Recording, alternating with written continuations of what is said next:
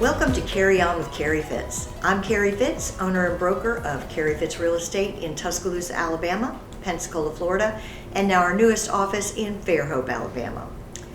So are you one of the many young adults that are still living with your parents? This trend is particularly common among millennials and Gen Z.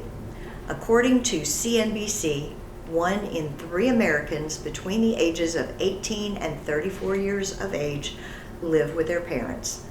Though the coronavirus outbreak has pushed millions of Americans, especially young adults, to move in with their family members, this movement was actually started years before that. So if you're still living at home, this episode is for you. No judgment, just some friendly advice and a little encouragement. So let's chat. First things first, why are so many young adults still living with their parents? The rising cost of living is one big reason. Everyday expenses have become more and more expensive, making it harder to afford living independently. Another reason is that many still have student loan debt. Also, some do want to save as much as they can for a down payment on a house. And I understand, living at home has its perks. There's usually delicious home-cooked meals, no rent to pay, and the laundry fairy might even make an appearance from time to time. When might it be a good time to move into a place of your own? How do you know it's time? You know it's time to move out of your parents' house when you're finally tired of hearing, "Do you want a snack?"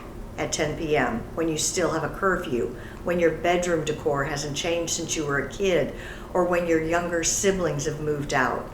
The list is kind of long. Not only that, but how do you know if you're ready? Ask yourself, do I have a steady income?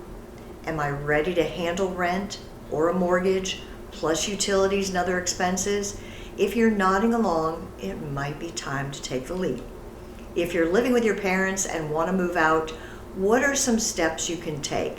And just a little side note, just because you might not be in your parents' house, if you're living in a house that your parents own, not actually living in with them, this still pertains to you. So you want to set a realistic time frame. Talk with your parents. You also want to calculate your budget and see how much you can afford with your current income. If it's not enough, now may be a good time to find another job. Next, I bet you thought I was going to say now may be a good time to just put it off. No, look for another job. Next, search for where you want to live by speaking with a real estate agent. See the moving out expenses like furniture and utilities, etc. There are a lot of little moving parts to owning your first home or moving out to rent. Make sure you know what it really looks like.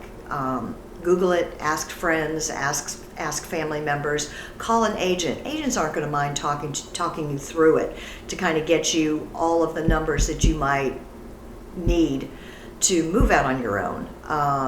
There may be something that you're missing that could be a deal breaker. So get all your ducks in a row. Make it a comfortable move. Don't, be flying out by the seat of your pants. Kind of get your ducks in a row and make sure that you are doing it in a timely fashion in the season that you're ready for. All right, well, thanks for tuning in to Carry On with Carrie Fitz. If you found this episode helpful, be sure to subscribe and like and share it with everyone you know. That's all for today. Until next time, carry on.